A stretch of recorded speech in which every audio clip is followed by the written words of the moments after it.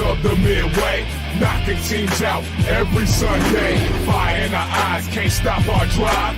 Hit so hard, remind you of 85. We the Bears, monsters of the midway, knocking teams out every Sunday. Fire in our eyes, can't stop our drive. Hit so hard, remind you of 85. Take a look at Chicago, you can smell it in the air. There's a hungry team called Soldier Field going nuts, jumping out their chair. Teams rather be anywhere but here. We don't care if it's below zero. Better tougher for the snow, we still gon' break roads. If we win the point flip, we choosing to kick. Cause we got a defense that love to hit. Polarize the link with our smash mouth D's. Slicing up teams like Mike Singletary. Forever repping the seat, making Papa Bear proud. Giving Chicago something to shout about. We the Bears, monsters of the What's up? Happy Tuesday. Welcome to the Panda Grizzly Show. I'm Brian the Grizzly here with Baron. We got Grant. How you guys feeling? I need to stop watching football. I need to stop watching football. It's giving me too many heart attacks right now. Exactly. That your heart, you feel like you can't handle. The Bears are having a hard time closing out games, but somehow in the fourth quarter we're figuring out a way to come and win the game. It doesn't even make sense what's happening, but it's winning. So, what do you guys feel about? How do you guys feel about being in first place? This is the year where everyone's mid, and I'm happy that we're with the best of the mid. Okay. What about you, Grant? It's weird because we haven't been in a competition for the division since 2018. Like it's been like what 7 young. You guys probably don't remember. I remember. But yeah, it's kind of weird being in this position. But at the end of the day, I'm happy that it's going on. So now we can push into November, December in the playoff race right now. So looking forward to it. Okay. I will say this, guys. After watching the quarterback play in that game, we set football back 35 years. It's obvious. That's what happened. Caleb was 16 to 32 for 193 yards, 0 touchdowns, 0 interceptions, and 2 sacks, which is actually pretty good. But the QBR is a 23.7. His rating, overall quarterback rating, is a 68.9. That's not good. But you want to hear real not good? Let's look at JJ McCarthy. JJ McCarthy was 16 to 32, just like Caleb, for 150 yards, so 43 yards less. 1 touchdown, 2 interceptions, 0 sacks, but 22 QBR, and a rating of 47.7. But going into the fourth quarter, his rating was 14. Yeah, it was not good. And I will say this: JJ McCarthy's taking a lot of heat, but he's taking it on the chin. He's saying all the right things. So I respect for the hometown boy a little bit for what he did. I was worried he did it again, guys. I was worried that he did it again. They came back and we gave up that punt return, and he scored again. And I'm like, I can't believe we did this. This happened again. And then we go drive down, and then we missed the field goal. Oh, no. So after that touchdown, so Devin Duvernay kicks the kickoff, starts running, does his thing. All of a sudden, I'm like, did he just make it out? He stuck outside. We only had to get about 5 or 6 yards to get to the field goal range. Carlos Santos did his thing. As much as I talk about him, he is the Bears' all-time most accurate kicker. So all I can say is we won the game. That's all that matters. We won the game. We're 7-3. We're 4-2 away on the road. Man, what a game. All right, what's up? Definitely, we can wave our hands. Definitely. Glad you guys come in. Check us out. But so when you first ended the game, what was your first thoughts? We can't keep living like this. We can't keep living like this. Be honest, we can't be living like this. We have the game in hand with we have the game in hand with 10 minutes left in the game. Mm-hmm. We should have put it away. Okay. But we gave it back, but we gave it up, and we won at the last minute. Okay. What about you, Grant? How'd you feel about this after the game? What was your first feelings? That was another ugly win. Hey, Hey guys. Hey Caleb. But What's up, it was Caleb? another ugly win. That first couple drives on both sides, the quarterback play was terrible. I mean, we were overthrowing guys, guys dropping passes, especially that one that DJ Moore hit on the corner on that corner to the pylon. Yep. Caleb overthrew him by like 100 feet. Yeah. And If he was 7'8", he still wouldn't have caught that ball. right. So like that, but the defense played pretty well. You know, they played like they did in the first half. In the first game they played against Minnesota. So it was interesting to see how the adjustments, the different looks that Dennis Allen was giving them. And you got to give a shout out to the offensive line too. Even though I do feel like Jonah Jackson had a really bad game. Yes, he did. Yeah. And I think Theo Benedict also had a really bad game. He always does. Right. So other than that, you know, like I said, I think it's another good win. But like I said, we can't, like Barron said, we can't keeping it close like this. You know, we're winning ugly, but when we play against good teams like Philadelphia, Green Bay, even Pittsburgh coming up, it's going to be tough to do that again. But hey, gotta keep the maybe. And looking at some of these teams, they look just as shaky as we are at times. Yeah. So it's gonna be a toss up. Okay. Well, I want to go through the snap counts right now. So, real quick for you, on the offensive side, of course, you know our Darnell Wright, Jackson, Tooney, Caleb, Dowman all had 100% snaps. Dowman got 99% because you remember Benedict got 99% because he was out in that one play. Yep. Okay. Yep. DJ Moore is the next one with 81%. Though he didn't produce a lot, he was in 81% of all the plays. Okay. Next will be who you guess. Cole Kmet, 79%. Right. Okay. 76% got Rome Odunze. Colston Loveland at 75%. Remember, I was telling you about this. See you later. DeAndre Swift is now 57%. Luster Burden has moved all the way up to 44%. Kyle Monungai is at 37%. Smythe, can you believe Smythe came in at 21%? Yeah. So Trapillo came in at 13%, and Zacchaeus is down to 13% too.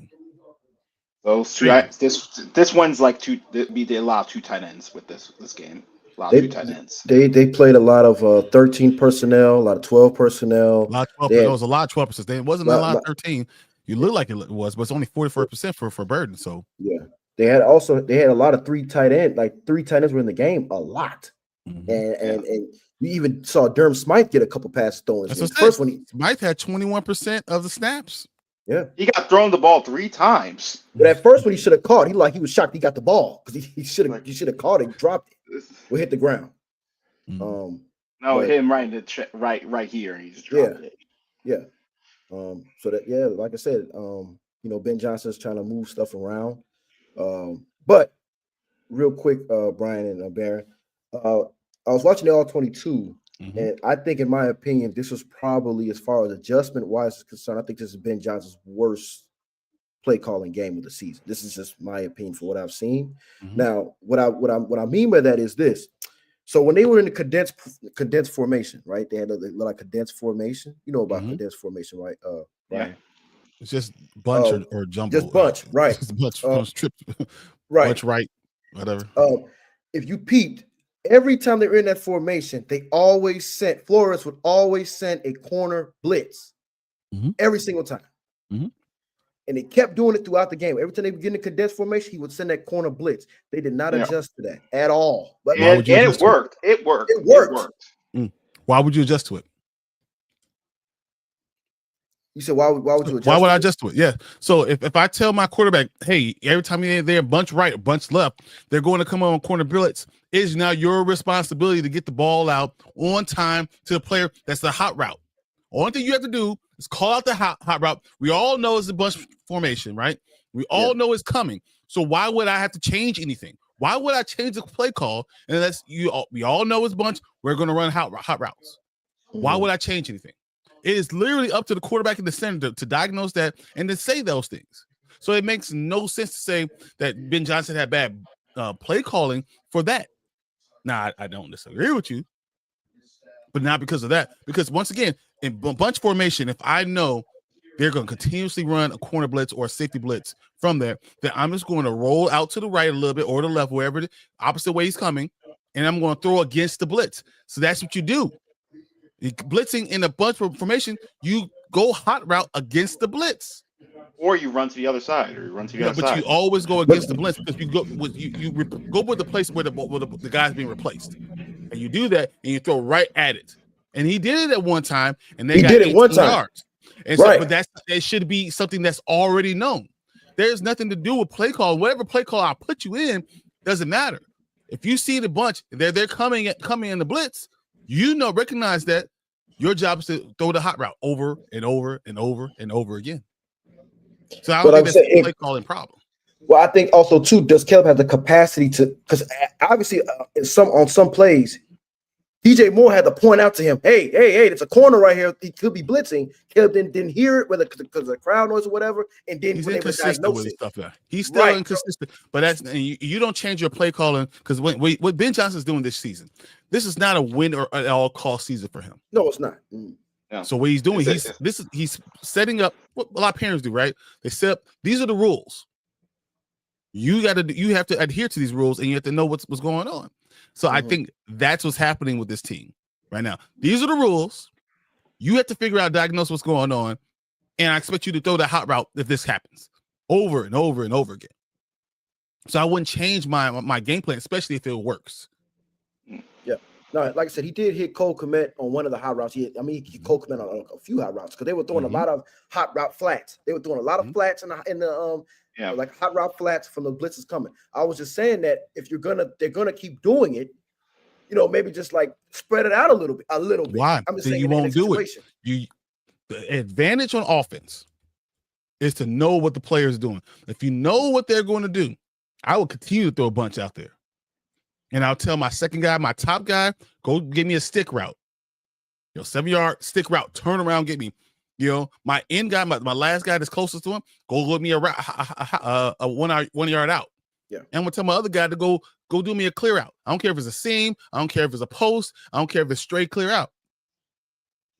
And you throw the hot route over and over and over again because they're replacing somebody. So why would I change the play call? It's up to the quarterback to be able to figure that out.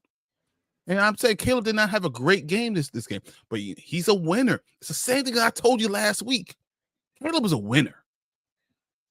At the end of the day, I think he's not accurate right now. He's putting them in positions. There's a lot of positions that he's putting in that is positive. And I think he's getting better every week. I actually like that he played this week more than he played last week, even though his stats looked better last week. He was a better winner this week. He was in control. Because there were times that where they go. Yes, go ahead. Because at times the offense, like they kind of just get a couple times, like free rusher off the edge, he escapes and gets runs for 5. That okay. But not just that, he's also yelling at people getting in the right position. Colston Loveland's coming in the wrong position. He's yelling, get in the right position. He's holding them accountable. Yeah. Well, like I said, also too, and he overcame a lot of the interior offensive line had a pretty bad day. Jalen Redmond was in the backfield he ate constantly. Like he was eating Jonah Jackson for lunch. Even he gave Darnell Wright some problems. Like they couldn't block him. It took him to the end of the fourth quarter. Say, you know what, we might have to double team this guy, combo block this guy. He was wrecking havoc. So I will say this. So you look at DeAndre Swift. I think DeAndre Swift had his best game as a Bear. I know the stats are not this crazy amount. He had 21 carries for 90 yards, but he was running inside. He was not cutting to the outside over and over again. He was running right down. He was opening. He was cut back. He was doing all the right things. 21 carries, and he was literally getting 4.3 yards a carry. He's the reason why we stayed in the game the entire time. The offense was running through DeAndre Swift, and I love what I saw out of him. And I'm not a DeAndre Swift fan. I am not. But I think he had the best game that he's had. But that's they were running well against him. And you know that's funny? Though Theo Benedict is not a good pass blocker, somehow running to the left side was open. He was getting in. He's throwing his body in the way. They'll try to go to right and they're cutting back left, and it was working over and over again. Yeah. But so we talked about Ben Johnson. You talk about his play calling. I loved what he did with the run game once again. So DeAndre Swift had 21 carries. Kyle Monangai had another 12 carries. He didn't have a great yards per carry like he usually does, but he also had a touchdown, right? Mm-hmm. Yeah. They ran the ball 39 times. Yeah. And threw I the thought ball. they should have ran it more. I thought they should have ran it more than that. Yeah. But I think you have to have respect. And now, in Caleb being 16-32, there were some drop passes too. Yeah. There are about 4 or 5 drop passes also. So let's say he hit all 4 of those and he's 21-32. It's not a really accurate day. But it's a passable day. It's a passable day. And it's something that you can see. And he was targeting Cole Kmet 5 times. Roma Dunze 6 times. Colston Loveland 4 times. Luther Burden 5 times. DJ Moore only 3 times. But he was trying to spread out a lot of these targets. So I think the problem was our offense. Remember I told you Zacchaeus, Luther Burden can't just replace Zacchaeus. Yeah. Our offense is not fluid right now. Yeah. That's what it was. And it was obvious when Luther Burden was in the game, he was going to come in for DJ Moore, he was coming in for Roma Dunze. They weren't having the same groups coming out, running out the same time over and over again. So they weren't being as polished as usual. Yeah. So, I mean, these are things that I accept, and I knew that was going to happen, but they just seem much better when they're running 2 tights and 12 personnel. They just seem like a better team. Yeah. Mm-hmm. So I still think too that they need to stop. They'll have Zacchaeus in there, they'll have Burden in there, and then they'll take DJ Moore, Roma Dunze out. They need to stop doing that. They need to stop doing that. That does not work now. They stop doing that right now. Every single time that happens, something bad happens. Something bad. It's not even that. It's just that when you look at the all 22, the defense is not. If they know they got Burden and Zacchaeus out there, they're gonna be looking like, they either press coverage. Let's know nothing. We're either gonna run it or we're not fearing we're not fearing nothing. Because Zacchaeus, they try to have him do a route where they had him do an out and up. Mm-hmm. And it was like one of the worst out and ups I've ever seen in my life. Like it was. He got terrible. jammed. He got jammed. Exactly. Mm-hmm. Yeah, but it was another route though. He did I think a corner post. He was open, and Caleb missed him. I mean, like he missed him. Yeah. So when he missed, it was that post corner. He did that post and then back to the corner. He missed him on that one, right? But the out and up is really a stick and go. So what he was doing the inside release, 7 yards, stick it, and then go. Right. And but when you stick and go, you're going to a linebacker. The linebacker put his ass up and he couldn't do nothing about it. Yeah, got jammed. I mean, like I said, I think I don't think they need to stop them. You're gonna have Burden on the field. You've got to have either a Dunze with them, or you got to have DJ Moore with them. Or you could in that route that that out and up, you could have Loveland ran that. Loveland or Dunze or Moore run that route. You know what I mean? That was good. Yeah, as the outlet. That's a pretty good outlet. Yeah, Cole Kmet had 5 receptions. He had the most receptions on the team. But once again, the offense looked very stagnant the way it was being ran. Yeah. So, but I don't attribute it all to the coach. I don't attribute it all to the quarterback. I think it's a mixture of all the things and the personnel. And the defense, and their defense being pretty good. It's an actual. I don't think Minnesota's defense is that good. They weren't. They're not. You got to be able to throw over the top. If you don't have touching, can't throw over the top, you can't beat Minnesota. If you do have touching, can throw over the top, you can beat Minnesota easily. But that's the problem. And I'm glad you brought that up, like throwing over the top and stuff like that. I think Caleb also still has to work on his touch throws. He's overthrowing. He's still like throwing a fastball. Like McCarthy's doing the same thing on inside. They're throwing fastballs like when you don't have to throw fastball on certain routes. They're throwing fastballs and stuff like that, like jumping out of their shoes. So I think if Caleb can calm that down, he'll have his completion percentage will skyrocket. But until he does that, it's going to be some overthrows, some balls in the dirt, and he needs to stop taking unnecessary hits. If you're throwing the ball away, you shouldn't be taking no hits. He's taking hits. He's throwing the ball away. That's not recipe for success if you're doing stuff like that. Okay, so now I'm going to put this to you guys. I'm going to look at the PFF grades. I want the top 5 guys, graded guys on offense. Tell me what you guys got. I got Loveland 1. Loveland is Matt. was the one. Yes. And then I got Mets 2. Yeah. Okay. I got Caleb 3. Caleb is 5. 5. Yeah, it was a bad game on offense. Okay. 3 Swift and 4. Was Swift 3? Nope. Tooney. Nope. Dalman. Drew Dalman was his 3. Mm-hmm. And someone who you said had a terrible game, it's number 4. Jackson. Jackson. Mm-hmm. No, that was because Caleb. Caleb bailed him out a lot. Like I said, Redmond had a field day on Jonah Jackson, man. Jonah Jackson did a great job run blocking. That's what I'm going to tell you. Yeah, okay, that makes sense then. Yeah, because at times throughout the game, if you like, I was screaming at, hey, how is this guy always in the backfield? He's always in the backfield. But that's okay. You can overrun it. You can run right through him. So Gabe's ConCon 2004 says, Lions fan here, excited to see Ben and Caleb doing well. Wait till the special plays go in with your 2 QBs, which they did. We actually had 2. It did not work. It did not work this time. Yeah, but you put it out there for them to have to play with. They have to learn. They got to think. So now Page is going to be in.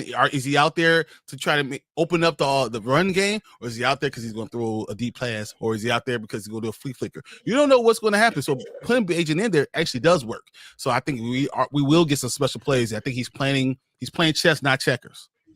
Yeah. I agree 100%. All right. So Love and Happiness 9305 says the offense looked good on the scoring drive. Yeah. And they did. The way once again, when the players were being called well, right? And when the quarterback was hitting the guys who need to be open and we were able to run the ball, it looked good. Yeah.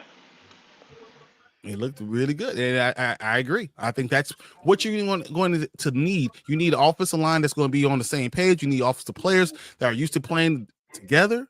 Ain't Caleb making the right decision? But if you can get DeAndre Swift running the ball well on the inside, hey, the sky's the limit. Yeah. Okay. I miss those plays, even if they don't work. We don't have that stuff anymore. Yeah, I know. And Lions, I think that's really interesting because they should have beat Dallas. I mean, not Dallas, but Philadelphia. They should have beat them, but they didn't have enough creativity on offense. And utilize their running backs. They do not use their running backs well anymore. Well, no, I mean, I think they they still did fine. I do. No, they're believe, great players. They're great players, but they're not as. But I think the Eagles also have one of the top defenses in the league. Also, I think the Eagles be played. No, they don't. No, they don't. Oh, they could be scored on, but their secondary is not that good. I won't call their secondary good. I agree, but you gotta get past the pass rush. That pass all right, rush and that run wall. Let's switch it up. Defense. All right. First snap counts. I want you guys to listen to this. It's kind of interesting for me, at least. All right. 100% of the game. Tremaine Edmonds, 100%. Right? Yeah. Deshaun Wright, 100%. CJ Gardner-Johnson, 100%. Kevin Byard, 100%. Brisker, 98%. Noah Sewell, 96%. What lineman am I going to say to 93%? Grady Jarrett. No. Booker. Austin Booker. Well, and we'll discuss why 93% for Austin Booker. We'll discuss that. Montez Sweat, 80%. Grady Jarrett, 73. Stevenson, 73. Javon Dexter, 55. It's going down for Javon Dexter, interestingly. Billings also is 53. McLeod 27, and then we go down to 22. Once we get down to 22, it doesn't matter. Yeah. All right. So, why do you guys think Austin Booker is getting 93% of the snaps? He's playing to run better? No, he's not playing to run better. I was just saying. I was asking. He's the best pass. He's like the best pass rusher this game. No, he wasn't the best pass rusher. He didn't have the better pass rusher grade. He needs reps. He needs the reps. Nope, that's not it either. What if I told you it's because he plays different than anyone else on the entire Bears line? Yeah, he does. Sometimes he stands up. Sometimes He's more of like a true more Like a No, hybrid. he's a speed rusher. So when you look at everyone else on that line, Montez Sweat, he's a power guy. He's a big, strong dude that's using power. So he's bull rushing most plays. You know what happens when you bull rush a lot? press pocket. Well, it takes a lot out of you. You can't continue to do that same run, the same move over and over again. So that happens a lot. Grady Jarrett, what does he do? Besides that one time he did that twist, he bull rushes, right? Javon Dexter and Andrew Billings, what does he do? They're going to play the run and they're going to bull rush you. So once again, the only player, it's a lot easier. Is it easier to bench, to do 10 reps at bench, or is it easier to just do 10-yard sprints?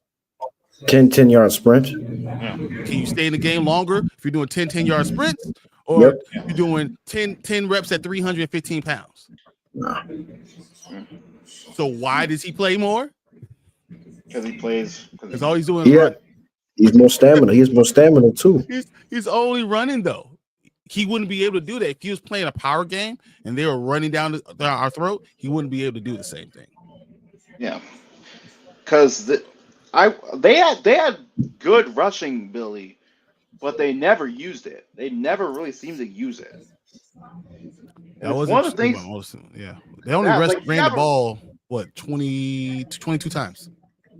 When you have a rookie, I'll call him a rookie. You have a rookie quarterback. Protect him.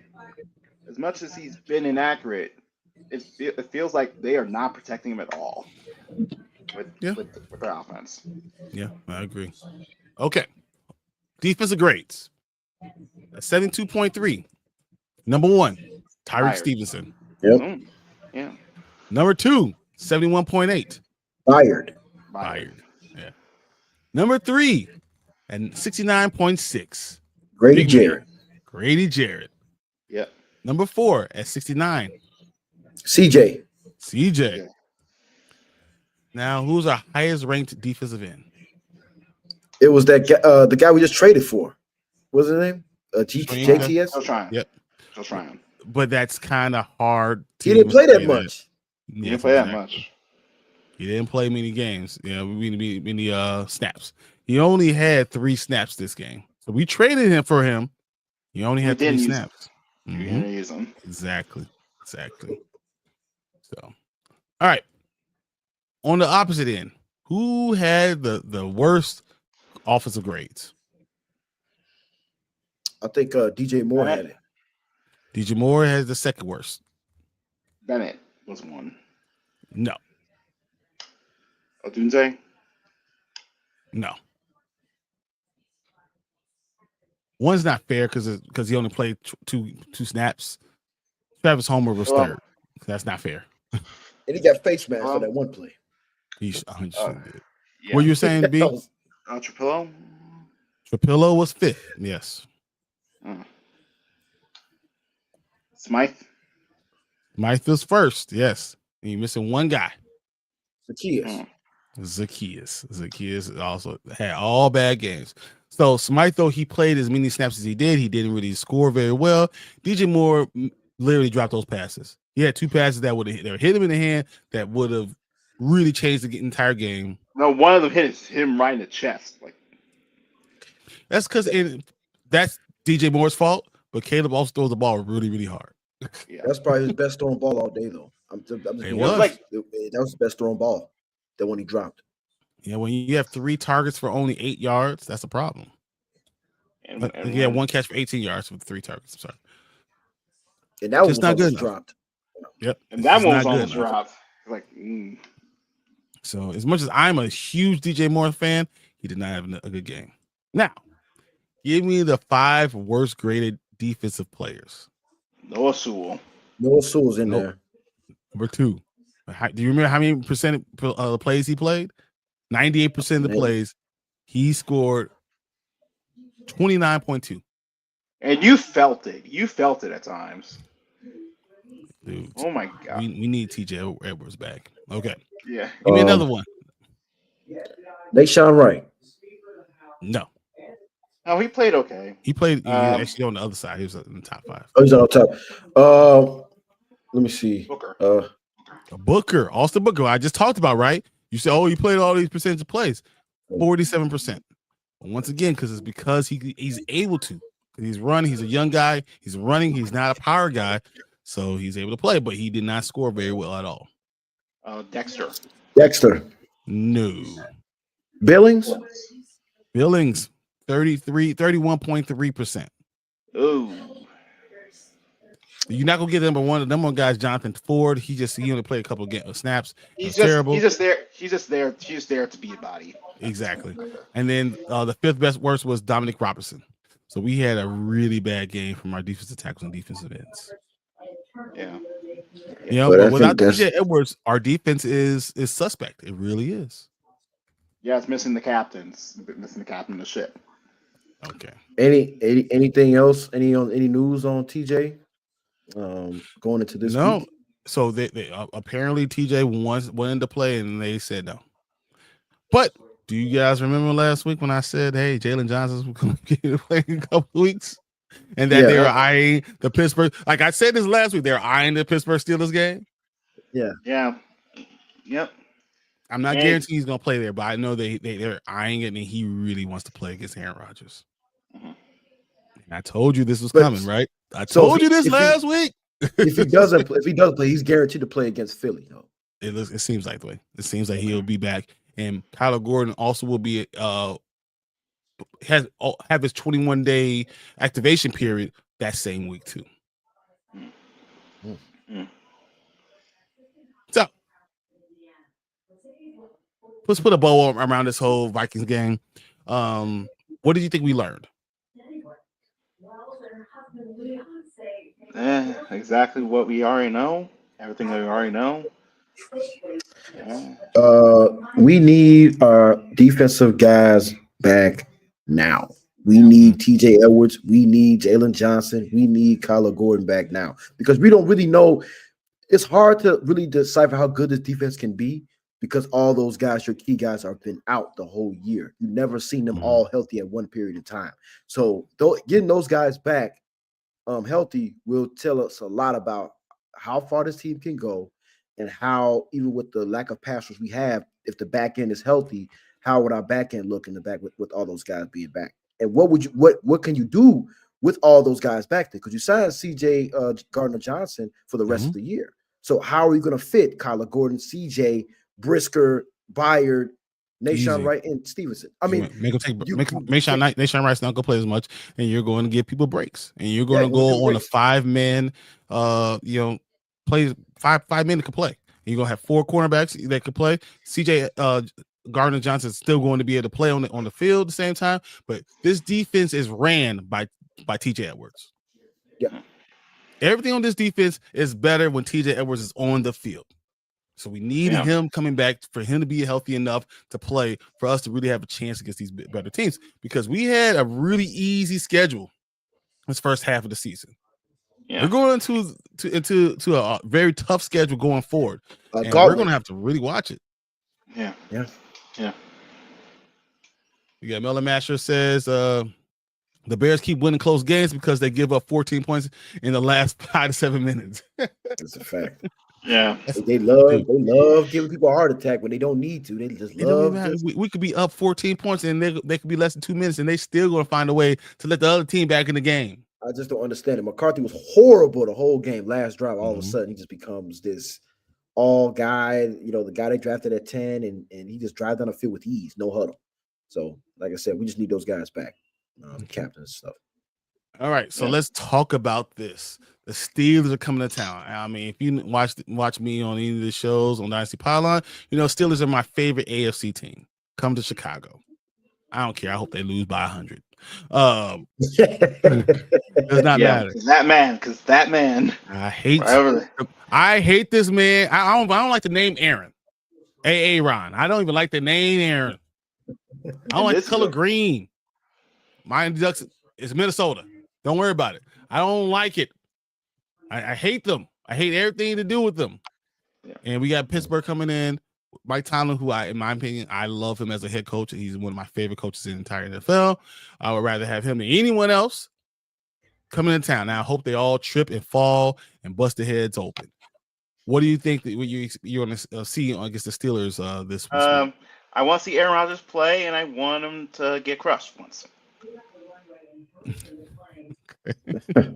about you, Greg? It's gonna be interesting to see. I want to see T.J. Watt in that defensive line versus our offensive line. Are they going to move him around and have him face against Theo Benedict, or is he going to stay on the side against Darnell Wright? Whichever the case may be, I want to see how we handle that pass rush, because obviously we faced 2 weeks ago a good potential Giants front. Then we faced Brian Burns is the best defensive end right now as far as sacks in the NFC. Right, and then we faced the Vikings front that you don't know what the hell's going on with their front, because Brian Flores said a whole bunch of stuff happened. And then you got Pittsburgh with T.J. Watt and Hayward and those guys.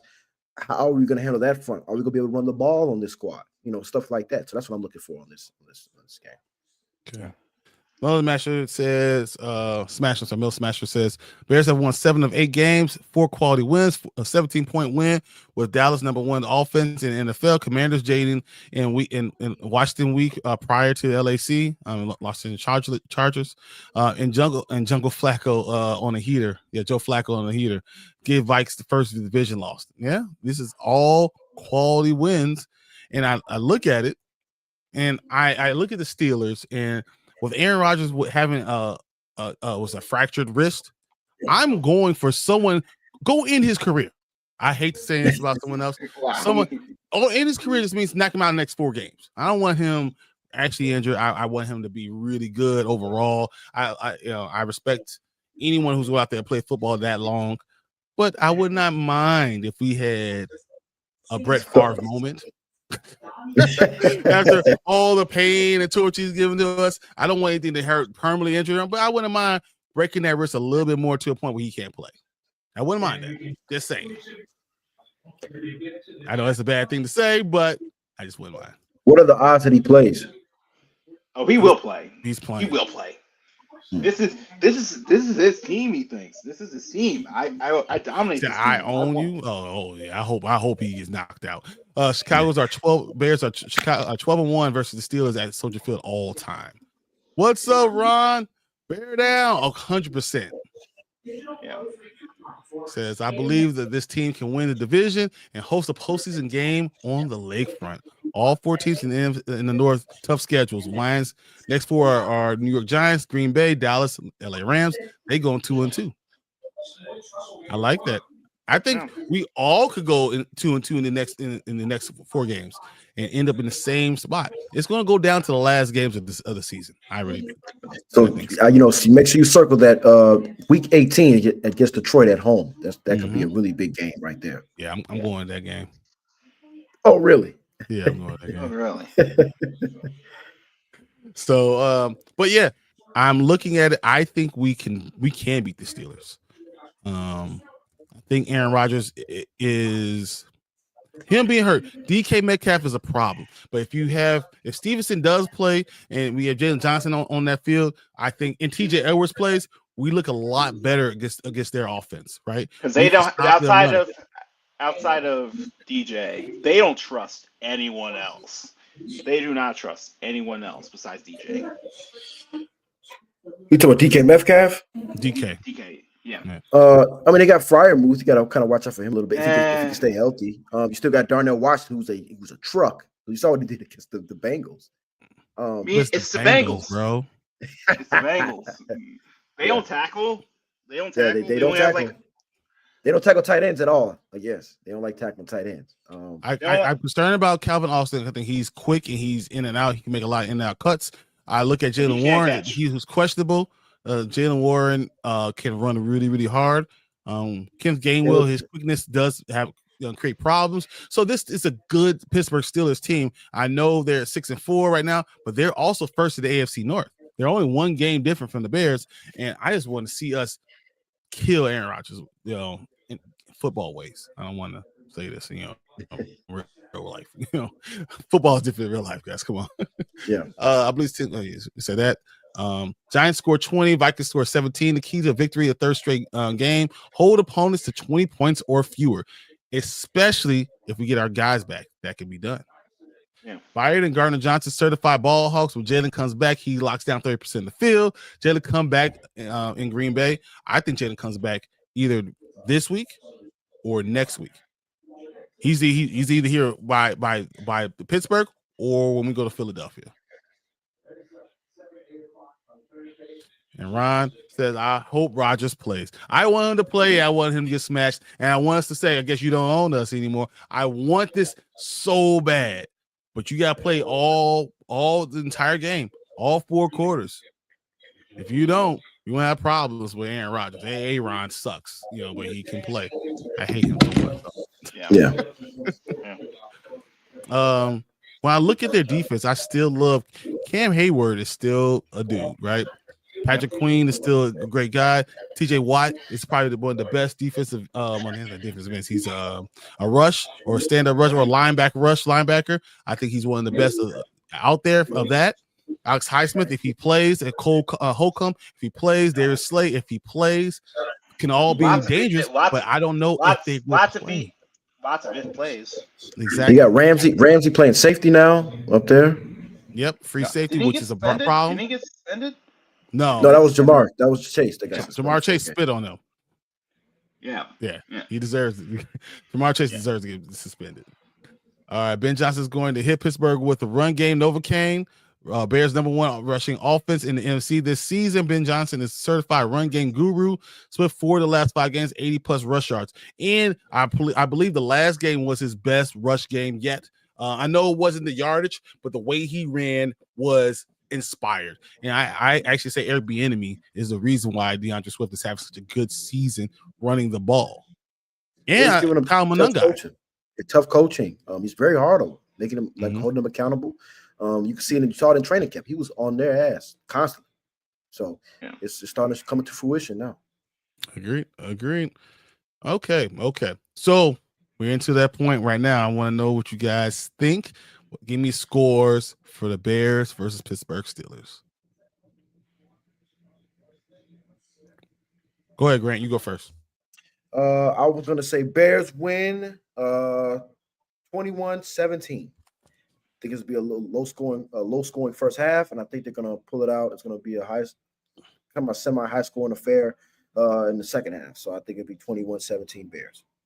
Okay. I think it's 20-24-17 Bears. A little further, probably winning by a touchdown. Okay. And for you, Brian? I'm actually going the Bears 27. No, that sounds crazy. Bears going to score 27. I think the Steelers score a late touchdown to lose 24. But it'll basically be it'll be a 27-17 game, and then Aaron Rodgers throw a touchdown. They'll try to onside kick. The Bears cover it, and they win the game 24-27. I'm 27-24. I'm sorry. So that's what I'm going with. All right. All right, let's go. Love and happiness. I love that. Love and happiness is awesome. The Bears cannot afford to have a comeback or a close game against Tomlin and Rodgers. Ben Johnson has probably been outcoached. Can outcoach a lot of players, a lot of coaches. He's not going to outcoach Mike Tomlin. Not going to happen. Okay. And you don't want to give Aaron Rodgers the ball with the chance to win. But I could see 2-minute warning. They score a touchdown. The kick, onside kick. The Bears have to recover it. They recover it, and we win that game. That's what I'm going for. Bears have the most takeaways in the NFL on defense, and on offense, they have the second fewest giveaways in the NFL. And I can say a lot of things about Caleb Williams. I'm not a huge Caleb Williams guy. I do believe he's my quarterback, and I'm going to push for him. So you say everyone goes negative, I'm going very positive in him. Not because I love him, but it's because I think winning is the most important thing. Not necessarily Caleb developing or anything. I think winning is the most important thing. If we can win with Caleb, and Caleb can learn a little bit every game and get better a little bit every game, then that's better for us. He's not going to be this guy walk into the NFL, walk into the stadium and be the best guy. He's not that guy. Right. But guess what he can be? Someone you win with, and later by year 3, year 4, a guy you win because he does have that. He's a winner. He's just a winner. He does have a clutch gene also. I'll give him that. All right. Ron says 38-10 Bears. I love it. No way. Write that down too, man. Hey, if that happens, man, that would be the best day ever. That would be the best day ever. Saying Ben, I trust Ben the truth, but he says Bears 17, Steelers 16. Another heart attack. I don't know if I'll be here on the next Tuesday because I literally will have another heart attack. Oh man, that'd be cool. That's cool. So Caleb really does struggle to find completions inside the system. It's true, but a tough conversation to have without sounding like a hater. It is. It's really tough to say. Caleb has a hard time being accurate. He does not see what's going on. He has problems post snap of reading the defense and diagnosing where the ball should go. Even when you have a rudimentary like knowledge of how the offense is supposed to go and what you should be looking at, he's having problems breaking that down. But at the end of the game, when he's not worried about reading anything, he's just out there. I'm going out there to win the game. I will win the game. Winning the game. I'm just saying he's doing it, no matter what I feel or not. What up, True Pilgrim? Bear down. Glad you're in here, man. Said the Bears going to make me have an anxiety attack and start chain smoking. Exactly, man. That's exactly what's going on. I'm like, dude, you're killing me. Why are we doing this week after week after week? I can't do it anymore. Like, literally, I'm going to have a brain aneurysm. I need you to win a game and us to be able to sit back and say, hey, I enjoyed this game. Yeah. Melvin Dispatcher says, evaluation first series versus the Vikes. Miss Rome for explosive gain and drive punt. Second series, Mrs. DJ Wolf for explosive game, punt. Third series, a fumble handoff. Fourth series, Ben went run heavy series for a touchdown. And you know what's funny? We ran the ball 39 times still. Yeah. Ben took the ball out of Caleb's hands a lot and tried to put it back in him and just couldn't really go with it. So he just kind of said, all right, well, we're just going to try to run this game and still game that way. All right, you guys got anything else to say? Nah, just hopefully we'll see the injury report on Wednesday and Thursday. Hopefully Jalen Johnson's able to play, and TJ Edwards. About Jalen Johnson until Friday. Oh, okay. Because I think you're going to see limited, and then we're going to decide Friday what he does. Okay. TJ, I wouldn't be surprised if Thursday be the day to see if he's even limited. If he's limited Thursday, he's going to play on Sunday. But you'll know more by Thursday. But you say you won't think about Kyler being the 21-day window won't start till next week. To after this game. Okay. I said Caleb just had his 10th start out of 27 with no TDs. 37% of his starts, no TDs, and he struggles to find completions. His legs are more dangerous than his arm right now. And it's funny because you know what? Everyone in Chicago is very happy about it, but when Justin Fields was doing it, no one liked it. If I wouldn't like it, they didn't like it. Yeah, it's a true statement. But guess what? Justin Fields just got benched again. So maybe it's not just that. It's maybe something to do with being able to figure out where the ball needs to go and to be a winner. And just like when it gets tough, do you have it? It says QB, who people talk about as a franchise QB, continues to be below average, especially against higher ranked pass defenses. 16-32 for 133 yards with 0 touchdowns. Once again, is a problem, but is also still on his second season. Yeah. And once we made that decision to go with him, we got to stick with him. Yeah. It's just what it is. I don't know. All right. We're going to go through the waiver wire real quick for fantasy football waiver wire. QBs. Give me a couple guys. Is Jackson Dart coming off the is he playing this next week? Jackson Dart is over 60% owned in almost every league. No, I was saying because if he's not playing, I would try to go James Winston. He's playing. He's probably playing. Brock Purdy? Yeah. Brock Purdy is still 78% owned. No one dropped him at all. A good one. So for me, I have Jacoby Brissett. That's what I was going to say next for the Arizona, right? Yeah. That's my number one waiver wire. Who's Bryce Young playing? I don't care. Bryce Young had almost threw the ball for 400 yards. That young man was throwing that rock. He was playing his butt off, but it's going against San Francisco, whose defense is not as good as it was last year. Bryce Young, I have is my third number one quarterback. He's only 18% owned in most.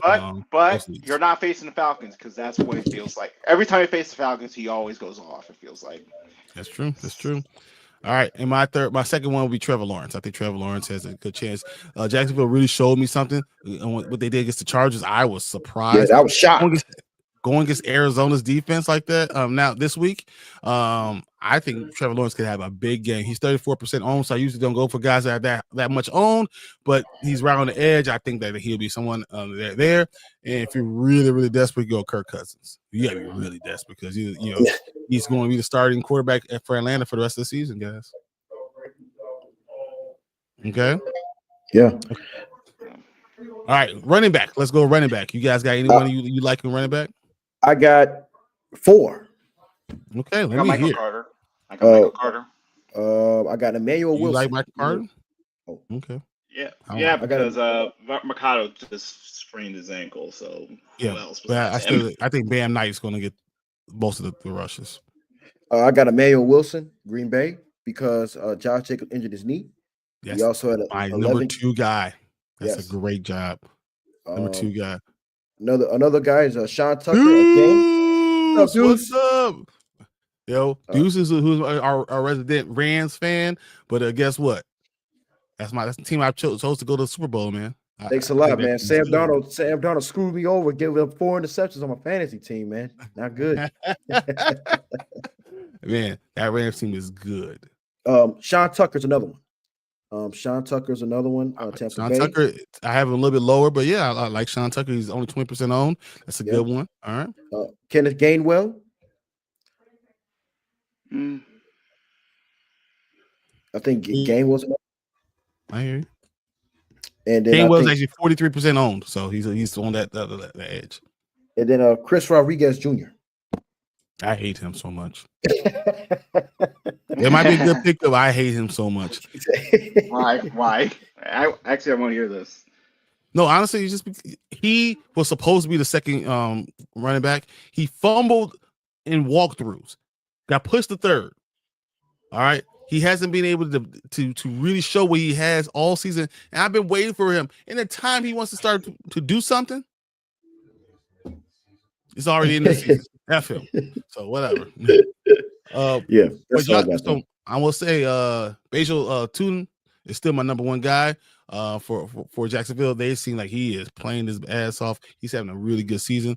They're going with a 2 running back backfield, and it's working really well for the Jacksonville Jaguars. I like him. And I'm going to go on Tyler Algier. I think Tyler Algier is trapped in Atlanta. As soon as a team finds him, he's going to be a star. I think he's going to have a really good game this week. I think he's someone I'm keeping my eye on going against New Orleans. There's enough for everyone to win against New Orleans. Yes, it is. All right, let's go to some of these comments, and then we'll go on to our wide receivers. It said the game with a field goal was set up by 9.5 yard carry by Swift with 12:30 left in the game. Up to 16-10, Ben Johnson went to run Novocaine, 14 rushes, 5 passes, possessed the ball for 9 minutes and 30 seconds. Masterclass by Ben. And that's what I'm saying. That's why I did not, when you said that you didn't like what Ben did, I thought he actually called a decent game. Especially because I believe that quarterbacks should be able to pick up certain things. And you need to be able to play your part. Yeah. I mean, like I said, we can agree to disagree. So I understand. Okay. Ben Johnson single-handedly giving me hope that this team can make the playoffs, but I need to see the next 3 weeks. Steelers, Eagles, Green Bay. We need to win 2 of the 3. We need to win 2 of the 3. Okay. Deuce. If Bears keep playing well, y'all could be a dark horse. We're a team that you're not going to want to see. I think we're this year's Washington Commanders. Commanders, yeah. That's why I think we're this year's Washington Commanders, and that's what happens. And I agree, coaching matters. Coaching definitely matters. They're 5-1 in 1-score games. Yeah, but that who knew who had a game a thing like that? Minnesota did last year. So the Commanders did. So like, there's always teams that have this that just are winning. And we could be that guy. We could be that team. All right. I'm gonna go wide receivers. My number one guy I hate so much. I hate him so much. Christian Watson. I hate him so much. He's the one. He's the one. He officially took the one role. But he's always been the one when he's healthy. The problem is he has hamstring problems. He's always have hamstring problems. So when you have a chance to get Christian Watson, he's going to be there. He's going to produce for you if he stays healthy. Oh, what about Michael Wilson?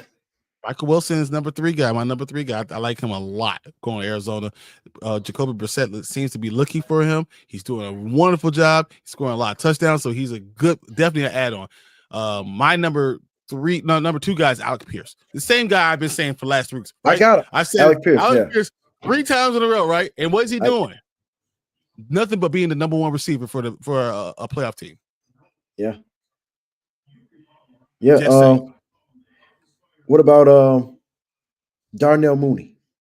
Darnell Mooney, no. I don't like it because I don't like Kirk Cousins, but he is on my list at number 5. He's the last one on my list, but I don't like Kirk Cousins, so I can't trust him. But I do trust Mac Hollins. I think Mac Hollins could be a better pickup this week specifically because New England is throwing that damn ball, and right now they're doing a great job. And when you see this team going against Cincinnati this week, high scoring game, no defense, Mac Hollins, let's go. Yeah, mark my words. Patriots, what's up, man? What I tell you? Hey, what I tell you? What's up, Dirt, man? Oh boy, let's see. All right, tight end. Okay, I have only 3 guys on my list. Is Jawan Johnson one of them? No, he's the number 1. He's not one of them. He's the one. Oh, you got a number 1? He's number 1. He's my number 1 guy. So my number 2 guy. Who? Which one? AJ Barner. No. Lovely. Colston Lovely is my number 2 guy. Yes. Yeah. Because he consistently gets. Now he's fully integrated. He hasn't dropped the ball yet. I like him a lot. Who's my number 3 guy? It's a little bit too. He's owned a lot, and that's what's making it problematic for me. He's owned a lot. I got Dalton Schultz. Really? That's my number 3. Okay. Houston, especially because once again you saw who's already been out, right? Who's already been listed as out for the Thursday night game. CJ's already been out. That concussion was bad.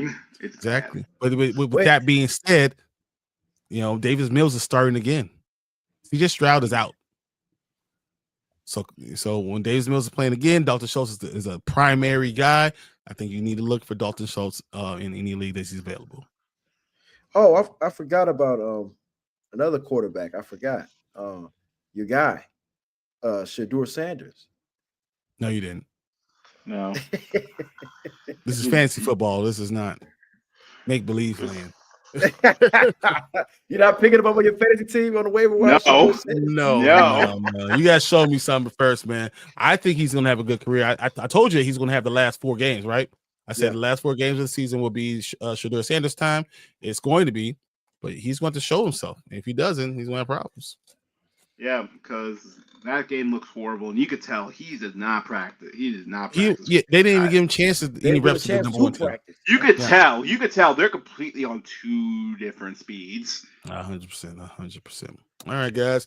So we have Dynasty Pylon tomorrow. That would be me, Martin, and Mark having a lot of fun with Alec doing that. Next Sunday, we're going to be doing our pregame stuff. Maybe Grant will jump on one of these things on Sundays. We'll see if Brand will come on one of these things.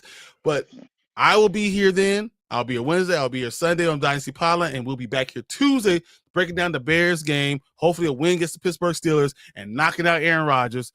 Next week, let's same Bear time, same Bear channel. Cannot wait. Hope to see you guys there, but we'll see you later. Peace.